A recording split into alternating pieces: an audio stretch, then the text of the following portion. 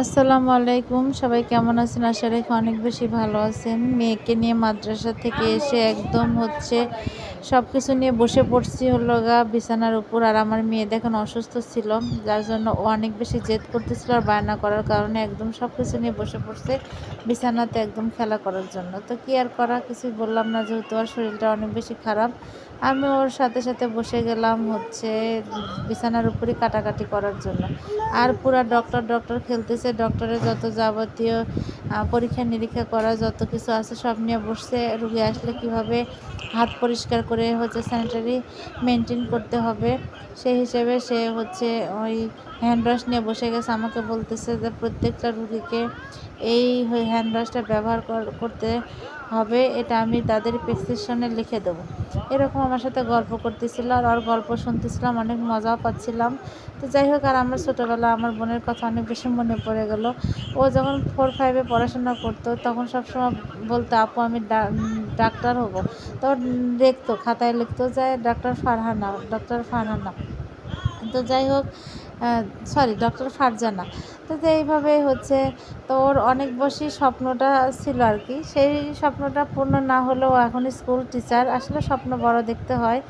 তো ওর কথাই ভাবতেছিলাম, আর মারিয়াম ওর সব গল্প করতেছিল, ওটাও শুনতেছিলাম আর হাসতেছিলাম। যাই হোক, এই ফাঁকে ফাঁকে আমার তরকারিগুলোও কাটা হয়ে গেল।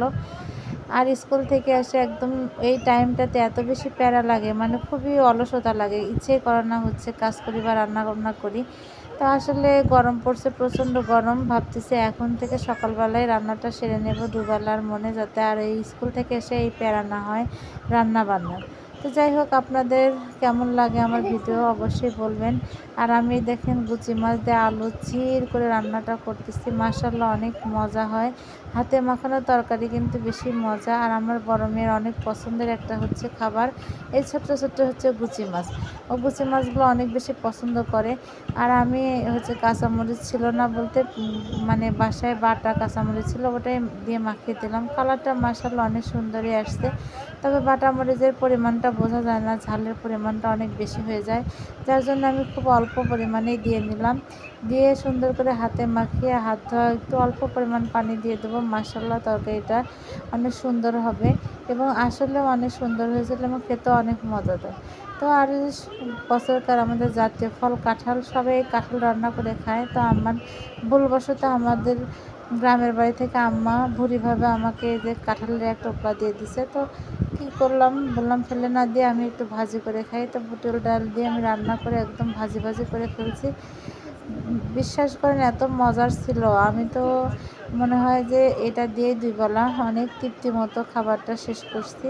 আলহামদুলিল্লাহ। আসলে কাঁচা কাঁঠাল মাংস দিয়ে রান্না করলে অনেক বেশি মজা লাগে, তবে আমি ডাবল দিয়ে রান্না করছি, তাও অনেক মজারই ছিল। তো এইভাবে আমার রান্না বান্না ডেলি প্রত্যেক দিনের জীবন যাপন আপনাদের সাথে তুলে ধরি। আর এখানে চাল কুমড়া দিয়ে আমি রান্না করলাম পাঙ্গাস মাছ, কারণ পাঙ্গাস মাছ আর চাল কুমড়া তরকারিটা মাশাআল্লাহ অনেক মজা হয়েছে। আর আমার তো অনেক পছন্দের একটা মাছ তেলাপিয়া পাঙ্গাস, আমি অনেক বেশি পছন্দ করি। আর মেয়ের তরকারিটা হয়ে গেছে যে গুচি মাছের চচ্চড়ি, মাশাআল্লাহ খেতেও আসলে অনেক দারুণ ছিল। এই তো আপনারা আসলে কে কোথা থেকে আমার ভিডিওটা দেখতেছেন অবশ্যই লাইক কমেন্ট শেয়ার দিয়ে পাশে থাকবেন। আপনাদের সাপোর্ট, আপনাদের একটা লাইকই হয়তো পরবর্তী ভিডিও আপনাদের সামনে চলে যাবে। ততক্ষণ পর্যন্ত আমার পেজটি ফলো দিবেন। আশা রাখি ভালো থাকবেন। আপনাদের সুস্বাস্থ্য এবং সুন্দর জীবন কামনা করে আজকের মতো ভিডিওটা আমি এখানে শেষ করছি। সবাই ভালো থাকবেন। আল্লাহ হাফেজ।